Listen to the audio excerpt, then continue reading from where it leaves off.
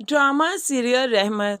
बारी की मोहब्बत का ये आलम है कि वो परिशे को देखे बगैर नहीं रह सकता।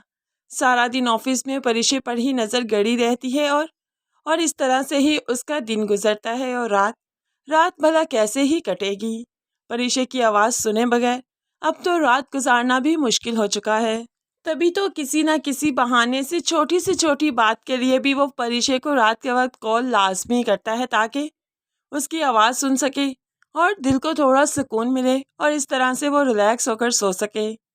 पर इशे इस शिद्दत को समझ रही है, इसलिए इसलिए वो हिचकिचाते हुए फ़ोन उठा लिया करती है, थोड़ी सी बात करती है और फिर फ़ोन बंद कर देती है क्योंकि जानती है कि बारी के बहुत एहसान हैं उन पर, वो फ़ोन को इग्नोर नहीं कर सकती। बारी ने घर में मुकम्मल बायकॉट कर दिया। बाप से बात नहीं करता, खाना नहीं खाता, इवन के उनके साथ बैठता भी नहीं। इसलिए बाप को काफ़ी बुरा लग रहा है कि दोनों बच्चे बाप से दूर होते जा रहे हैं सिर्फ परिशे की वजह से। अब मिनाल भी तो बाप से बात नहीं करती क्योंकि वो भी बस जिद है कि बारी की शादी परिशे से हो जानी चाहिए। और शयान साहब अब यही चाल चलेंगे कि परिशे को भारी रकम देने का लालच करेंगे ताकि परिशे उनकी जिंदगियों से निकल जाए। लेकिन परिशे लालची नहीं, इसलिए उनकी रकम उनके मुंह पर ही मारते हुए अपनी इज्जत बचाएगी और यही कहेगी कि मैंने आपके बेटे को इनकार किया था, वही मेरे पीछे पड़ा है, बचा लीजिए, रोक लीजिए उसको। लेकिन शयान साहिब मानने को तैयार नहीं। उन्हें यही लगेगा कि परिशे ही है जो कि दौलत के लालच में आकर बारी को फंसा रही है। खैर, यहाँ पर बारी मिनाल को लेकर परिशे की दादों का हाल पूछने भी जाता है और यहाँ पर मिनाल और बारी काफ़ी टाइम गुजारते हैं। दोनों यहाँ पर आकर काफ़ी रिलैक्स फील करते हैं, अपनायत फील करते हैं।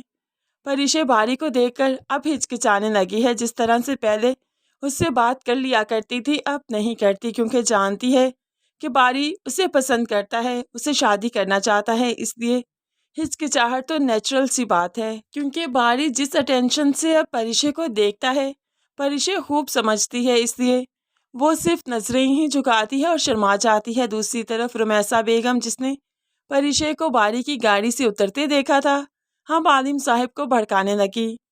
कोई आता है इसको छोड़ने के लिए, आपको नज़र रखनी चाहिए, बेटी है आपकी। तो यहाँ पर आलिम साहब कहने लगा, मेरी बला से मैंने इनसे सारे ताल्लुक तोड़ रखे हैं। तो कैसे अब रुमैसा बेगम ऐसे ही जाने दे इस बात को, ताल्लुक तोड़ रखे हैं तो क्या हुआ, कल को कोई बात करेगा कि आलिम साहिब आपकी बेटी किसके साथ आती है और यही अल्फाज आपको मार डालेंगे, सोचे क्या गुजरेगी आप पर।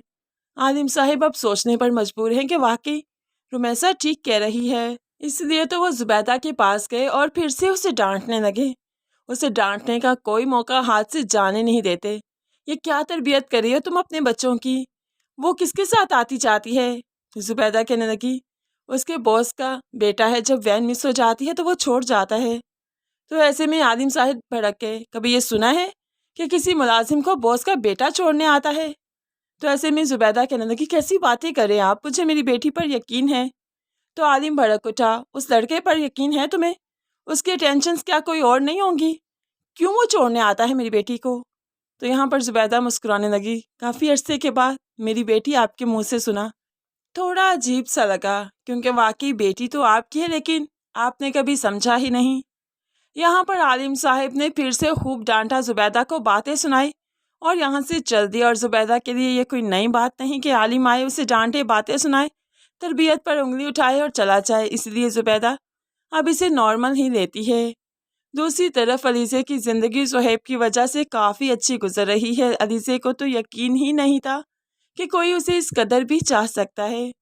ज़ुहैब चाहता है कि अलीज़े अपना पैशन दोबारा स्टार्ट करे, ज्वेलरी बनाया करे और इसमें वो अलीज़े का भरपूर साथ देने को तैयार है। दूसरी तरफ माँ और बेटी इस ताक में हैं कि कब इनकी लड़ाई हो, जुदाई हो और फिर ज़ुहैब की दूसरी शादी हो।